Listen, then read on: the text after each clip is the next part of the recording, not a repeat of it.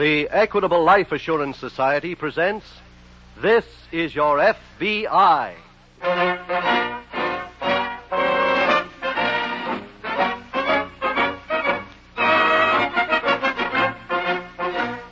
This is Your FBI, the official broadcast from the files of the Federal Bureau of Investigation, presented as a public service by the Equitable Life Assurance Society of the United States and the Equitable Society's representative in your community.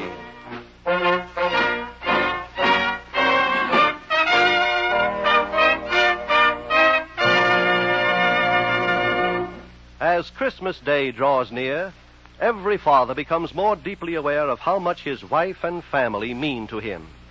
For this is the season when we think of others, when we find our greatest happiness in promoting the happiness of those we love. Perhaps that is why more fathers choose December than any other month to increase their family's protection with the Equitable Life Assurance Society. Yes, this is a good time to get in touch with your Equitable Society representative to discuss with him the finest gift that any man can give his loved ones, security through life insurance.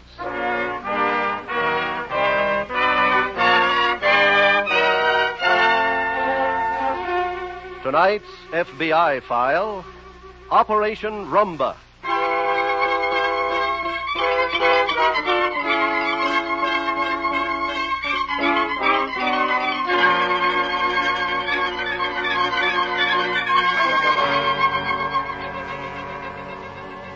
Tonight, your FBI removes the secret classification from another of its wartime files and makes public this story of how one of its special agents aided the Allied cause in the fight against the Axis. The time of this case was December 1942, almost 4 years ago to the day, a period which saw headlines about strange remote places like Guadalcanal, Tunis, Mature, Bazerte. They were the days of desperation, when it seemed, even to those who are not faint-hearted, that victory for the Axis might be just around the corner.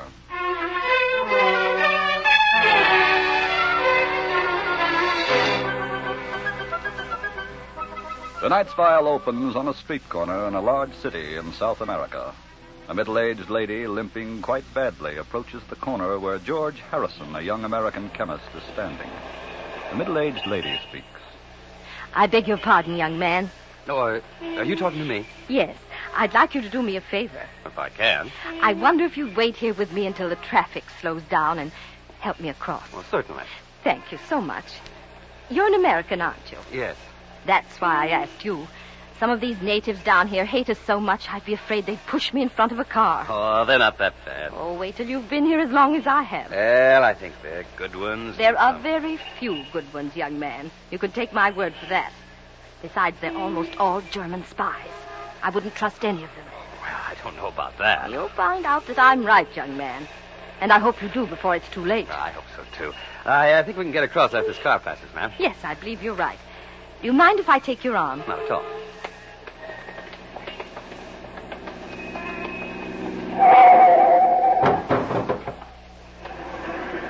here, Mrs. Wagner. Hurry, get in.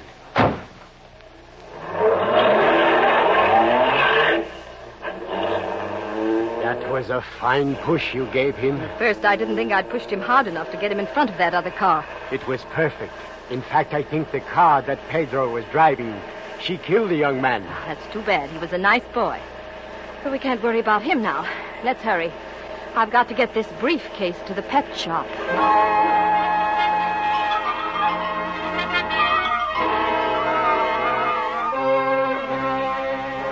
A few hours later, in the hospital room of George Harrison, George was explaining his strange accident to Special Agent Jim Taylor. You say this woman was about 45 with dark hair and a light complexion. Yes, Mr. Taylor, that's right. And when she approached you, she was limping quite badly. She was. Well, if the woman purposely pushed you in front of the car to get your briefcase, as you seem to think, then in all probability that limp was faked. I suppose you're right. And you have no idea what happened to the woman? None. What makes you think she pushed you as this car was approaching? Well, the car just seemed to come out of nowhere, and it seemed to me she stepped back and pushed me right in front of it. Can you describe the briefcase you say she took, Mr. Harrison? Oh, it was an ordinary brown calfskin briefcase with my initials, GHH. Mr. Harrison, I happen to know that you're down here working on an important secret project. And that this may be a conspiracy, but... But what? But there must be a lot of women in this city who answer to the description that you've given me. Shouldn't be too hard to find her. Still, if we find her and she hasn't got the briefcase... What do you mean? I mean, what do we do then? There's no way you can prove that she actually pushed you, is there? You're not even sure she did. I see what you mean. However, we'll go to work on it, Mr. Harrison. And the first break we get, we'll let you know.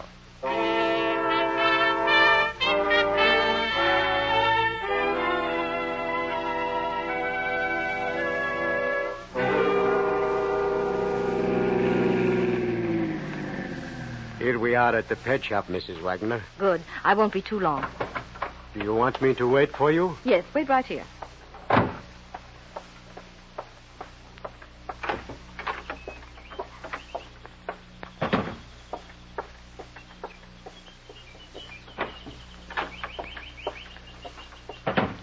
Good morning, Alex. Ah, good morning. You have the briefcase. Yes, it worked perfectly. Here. But it was very lucky there wasn't anyone in the pet shop when I walked through. Oh, that does not matter. If ever there are customers when you come in, just wait. Jose will get rid of them, and then you can walk back here in safety. Oh, yes, I see. You like the canaries in the shop? Why, yes, they're new, aren't they? We just got them in yesterday. But what do you do with canaries? They aren't rare. No. But Jose was complaining. He said the radio transmitter was making so much noise you could hear it all over. Now they will think it is the canaries. Why, how clever. That's a wonderful trick. To be in this business and to stay in this business, you must use your head. Ah, there. Now, let me see what we have in here.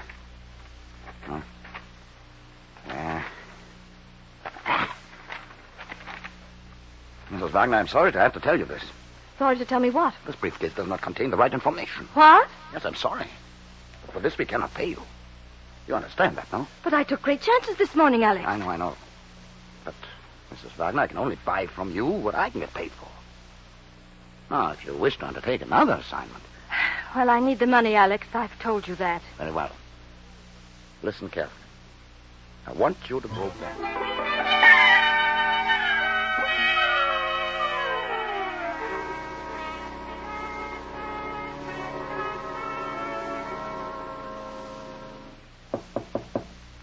Come in. Hello, Mr. Harrison. Well, hello. It's so good to see that you weren't hurt badly either. Oh? My doctor examined me and said I was only slightly bruised. So I came to see how you were. And to return your briefcase. But how did you know who I was and where I was? Why, there was a story about the accident in the morning paper in which it said you'd been brought to this hospital. Oh, I see. Well, thank you for returning the briefcase. Oh, it's nothing, really. It was very nice of you, and I do appreciate it. How long are you going to be here? Well, I'm going to be released tomorrow. Splendid. Then I'm not going to leave this hospital room until you tell me what day you're coming to my home for tea. Well, I'm afraid... Now, after all, I feel I'm partly responsible for your having met with this accident.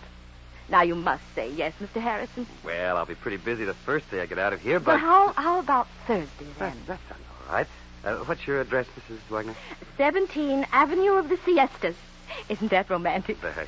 All right, then I'll see you on Thursday at, say, 5? That's wonderful. I'll be waiting.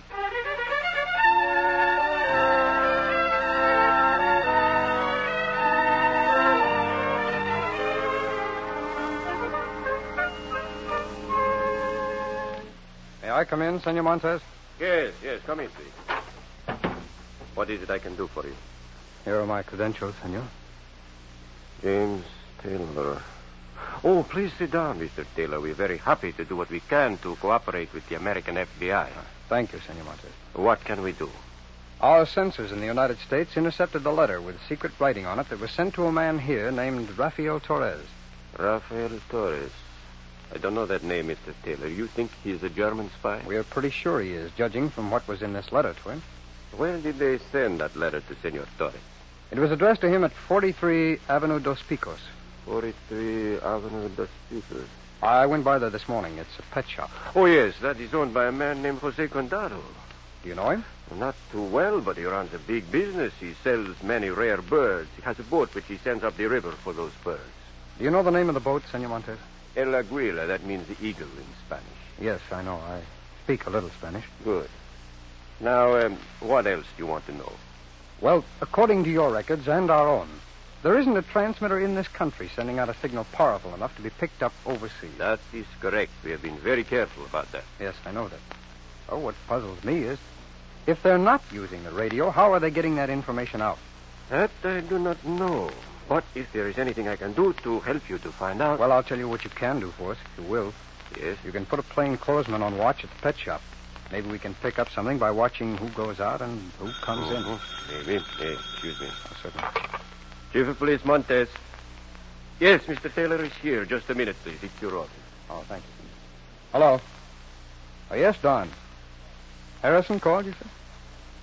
Said that woman was all right and returned the briefcase, huh? I see. Okay, Don, I'll see you later. Now, Senor Montez. Well, as you were requesting, Mr. Taylor, we shall be glad to put a man on watch at the pet shop, and we shall give you a report. Thank you, Senor Montez. And as soon as I find out anything, I'll be in touch with you.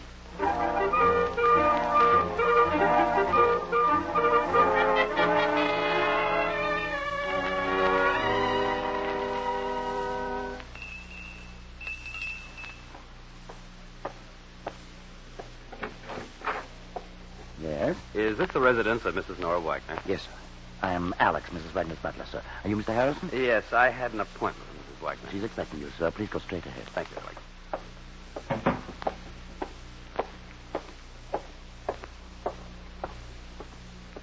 Hello there, Mr. Harrison. Good afternoon, Mrs. Wagner. Well, you look fine. No ill effects from the accident? No, the doctor said there wasn't a single after effect. Knock on wood. Now, would you like some tea, or would you rather have whiskey? Tea would be fine. I've got to get back to the office after I leave here to finish up some work. All right, we'll both have tea then. Will you have a cigarette, Mrs. Wagner? Oh, no, thank you. I smoke a special brand. Alex cigarette. Here you are, madam. Well, here, let me light it for you. Thank you.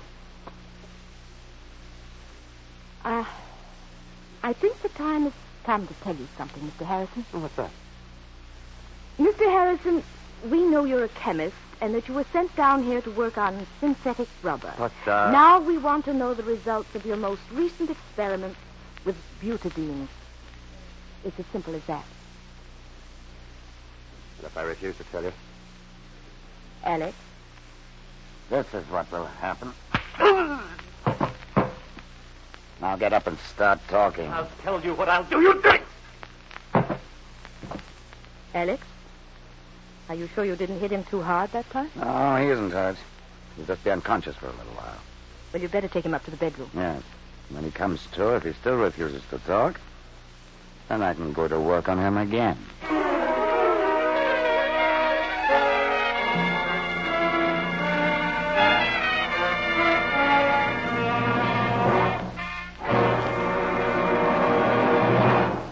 We will return in just a moment to tonight's file, which shows how your FBI promotes security for the nation.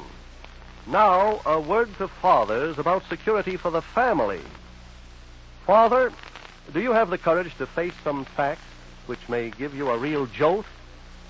If you haven't got that courage, better turn off your radio for the next 59 seconds, because here comes a question which is very likely to open your eyes to a serious situation. You're still listening? Then you do have the courage. All right. Ask yourself this question. If I should die, how would my family get through the critical years until the youngest child finished high school? How long would my wife and children continue to be well-fed, well-housed, and well-clothed? That deserves more than a superficial offhand answer. It deserves a thoughtful answer based on facts.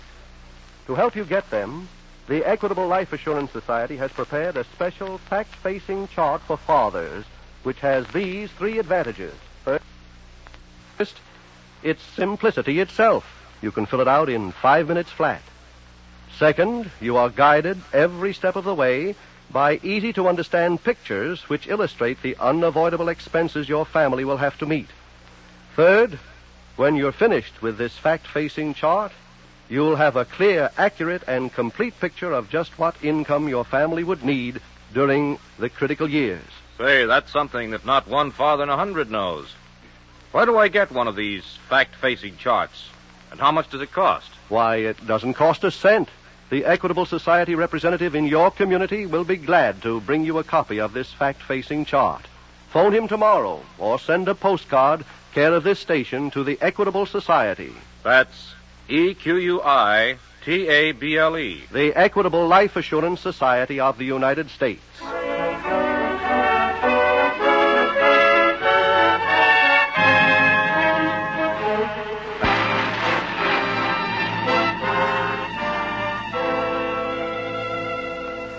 It is unfortunate but true that during a war when emotion runs high and patriotism is a word with dignity, that there are some who place their personal comforts before the welfare of the nation. The list of traitors to every nation is a long one, and is studded with those who are traitors in time of peace as well as in time of war. Traitors to their own country and to the human race. For what they have to sell is not disloyalty, but hate. In time of war, they're called traitors. In time of peace, they're dismissed as harmless crackpots. But what they have to sell is dangerous at any time. For hate breeds hate. And when the world's quotient of hatred exceeds the world's quotient of friendship, then we shall know the terrible tragedy of World War III.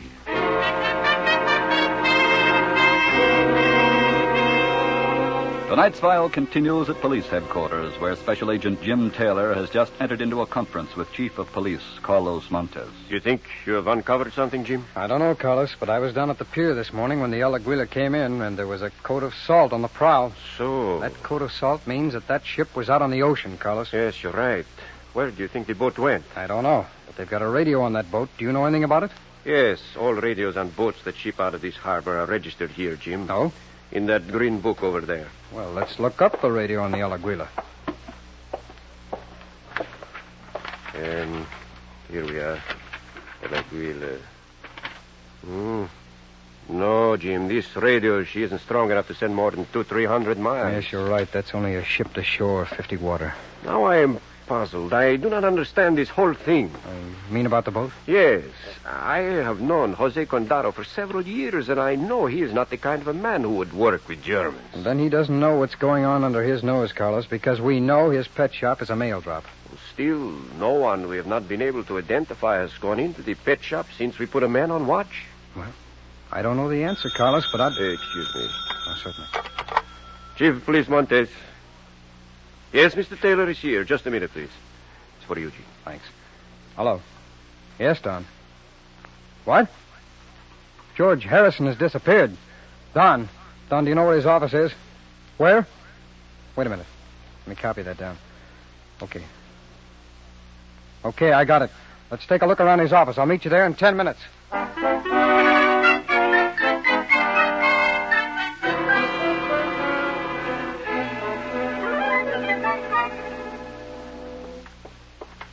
Has he come to yet, Alex? Yes, he came to, and he wouldn't talk. So you went to work on him again? Naturally. Let me try for a while. Come on. Come on. Alex. Yes? Get me a drink of that brandy. Maybe that'll help. All right.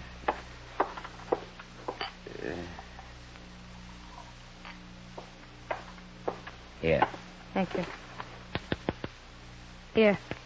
Take a drink of this. Drink it. It's good for you. I think you will talk now. Where am I? You're at my home, Mrs. Wagner. Remember? What were the results of your experiments? No. No, I won't tell you. You take him, Alex. Go to work on him. I don't think I'll work on him anymore. Why not? Because he will not talk to us. He will not tell us anything. What are we going to do then? Let him go? No, we will not let him go, but I will call the pet shop. What do you want from the pet shop? The truck. It will take Mr. Harrison down to the El Aguila. What can you do with him on the boat? The El Aguila will make a rendezvous at sea with one of our U-boats. And when they get Mr. Harrison in Germany, they will know how to make him talk.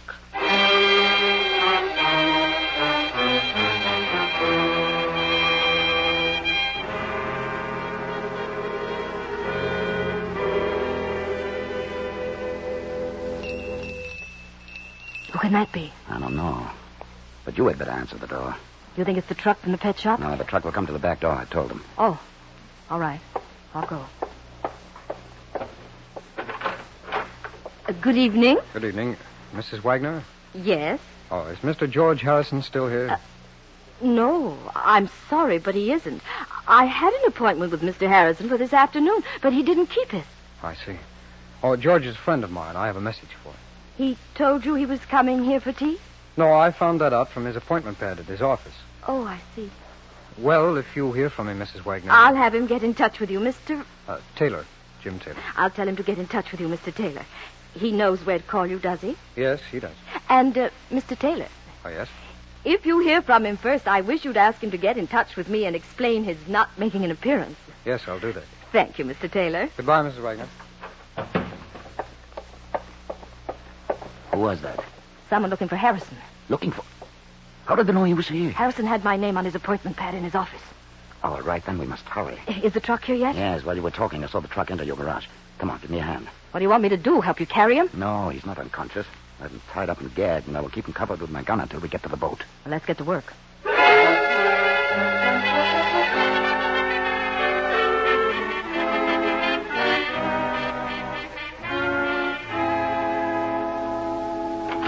Carlos! Jim. Carlos, we've got to get moving. What is it, Jim? I went to Harrison's office and found out that he was at Mrs. Wagner's for tea this afternoon. Yes? I went there, and Mrs. Wagner said that Harrison had never arrived. You saw him there? No, but I know he was there. How? Well, you know how light it is out this evening. Yes? I saw a thread of fresh footprints on Mrs. Wagner's doorsteps. Yes? Heel prints were very clear. They were made by rubber heels that are sold only in the United States. I see. You want to go back and search the house? No, I looked around in back of the house after I left. And I saw the pet shop truck in the garage. What? Yes, they're probably moving Harrison somewhere right now. Oh, what do you want to do, Jim? I want you to go down to the El Aguila with me, and we'll have to hurry.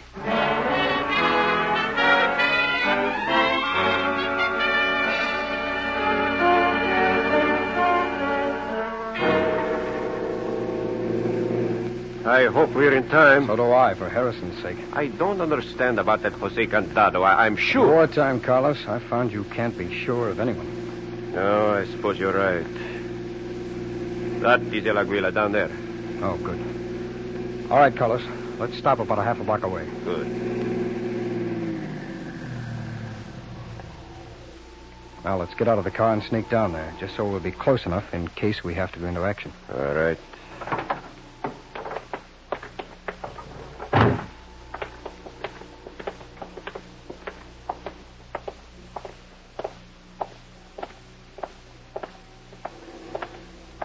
Is that the truck coming down here?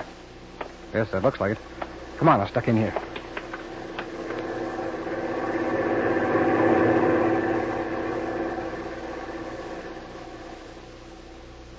That's it, Carlos. Truck is stopping in front of the boat. Yes, I see. See that woman getting out, you see? Yes. That's Mrs. Wagner. Who is that man with her? You know him? I can't tell from here. They're going around to the back of the truck. Yes, I see. Someone else is coming out of the back of the truck. I recognize that build. Carlos, it's Harrison. Let's get him. Let's go. Stop in the name of the law. Run, both of you. You got him, Carlos. Well, good evening, Mrs. Wagner. Do you mind if I remove the gag from Mr. Harrison's mouth? That man you shot, he forced me to help him. You'll know all about that in a minute. As soon as I untie the knot. There. Oh, thanks, Mr. Taylor. You got here just in time. Mr. Harrison, tell these men that I was forced into this. You heard that man threaten me. I heard you threaten him, Mrs. Wagner. What? Yes, I heard you say that unless you got your money tonight, you were going to make trouble. You said that you had delivered me, and that was your part of the bargain. So that's why you came down to the boat, Mrs. Wagner, to get paid. I wondered about that. Mr. Harrison, perhaps you can tell me something. What is it? You heard them speak of a Jose Condaro? I heard Alex, that's the man here you just shot, say that Condaro was forced to work with him because the Germans kidnapped his mother and were holding her as a threat. Uh-huh. Well, Mrs. Wagner? I won't say another word. I want to get a lawyer. That's fair enough. And I've got a tip for you. You have? Yes. With Harrison here alive to tell his story, you'd better get a good lawyer. A very good one.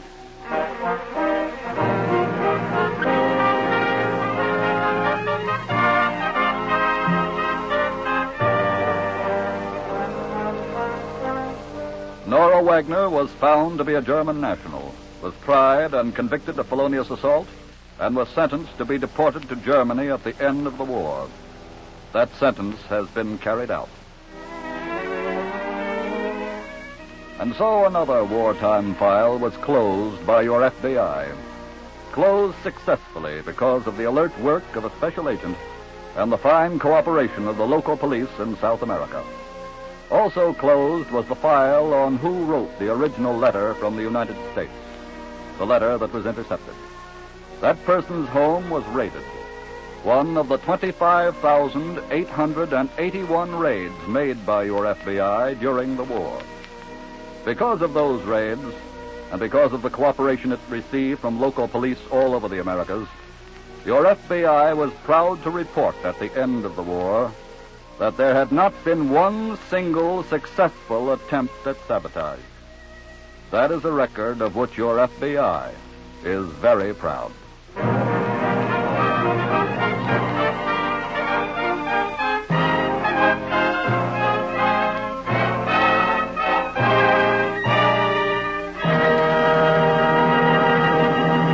In just a moment, we will tell you about next week's exciting case from the files of your FBI.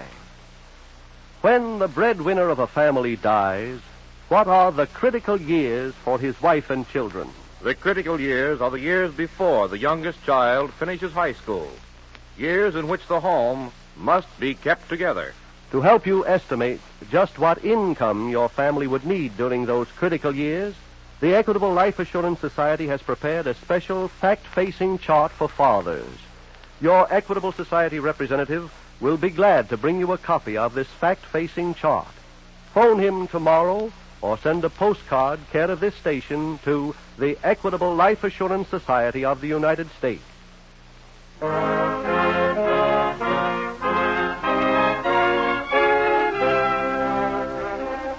Next week, we will bring you another colorful story from the files of the Federal Bureau of Investigation. Rendezvous in the Everglades. The incidents used in tonight's Equitable Life Assurance Society broadcast are adapted from the files of the Federal Bureau of Investigation. However, all names used are fictitious, and any similarity thereof to the names of persons living or dead is accidental. Tonight's broadcast was directed by William M. Sweet. The music was composed and conducted by Frederick Steiner. The author was Jerry D. Lewis, and your narrator was Dean Carleton. This is Your FBI is a Jerry Devine production. This is Milton Cross speaking for the Equitable Life Assurance Society of the United States and the Equitable Society's representative in your community, and inviting you to tune in again next week at this same time when the Equitable Life Assurance Society of the United States will bring you another thrilling story from the files of the Federal Bureau of Investigation. Rendezvous in the Everglades on This Is Your FBI.